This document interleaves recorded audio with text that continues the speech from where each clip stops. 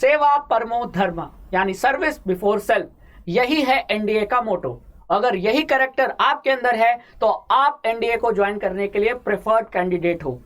NDA Indian military education and training के field में one of the most iconic institution है, जिसने ऐसे ऑफिसर्स पैदा किए हैं जिन्होंने इंडियन आर्म फोर्सेस को लीड किया है और लीड करते रहेंगे। लेकिन एनडीए को ज्वाइन करना आप सभी एस्पिरेंट्स का सपना तो है, लेकिन ये सपना पूरा कैसे होगा? तो सपना पूरा होगा एनडीए एग्जाम क्लियर करके।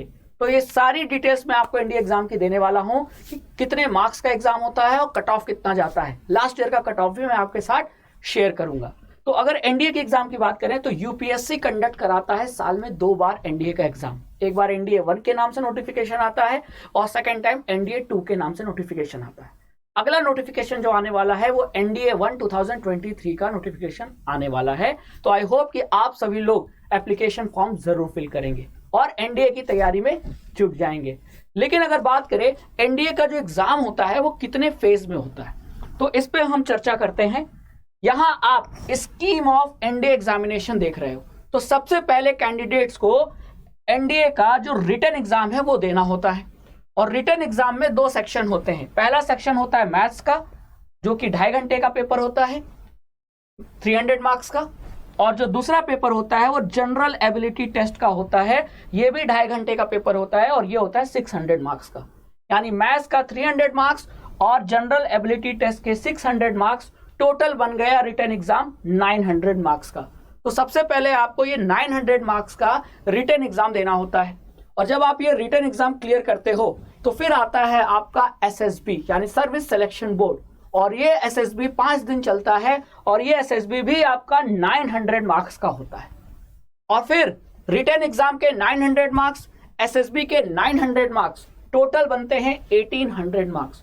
और 1800 मार्क्स में आपका सिलेक्शन अगर हो गया, अगर आपका नाम मेरिट लिस्ट में है, अगर आप एसएसबी के बाद रिकमेंड हो जाते हैं, तो मेरिट लिस्ट में नाम आने के बाद आप एनडीए ज्वाइन करते हैं।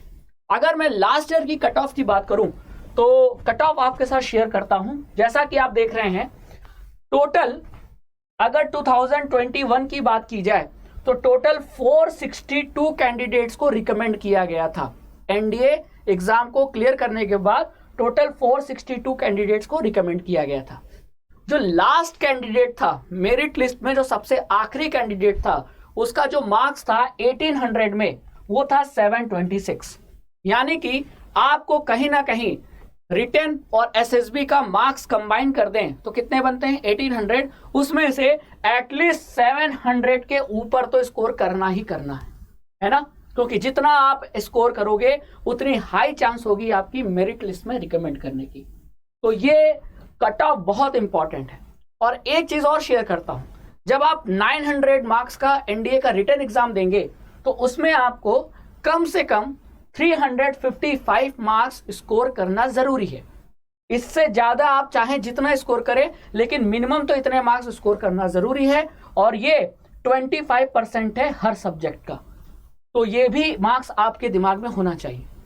तो इस मार्क्स से, इस कट ऑफ से आपको ये आइडिया लग गया होगा कि हमें एनडीए में कितना स्कोर करना है और हम कितने मार्क्स ले आए ताकि हमारा नाम एनडीए की मेरिट लिस्ट में आ जाए और हमें रिकमेंडेशन मिल जाए फॉर ज्वाइनिंग एनडीए।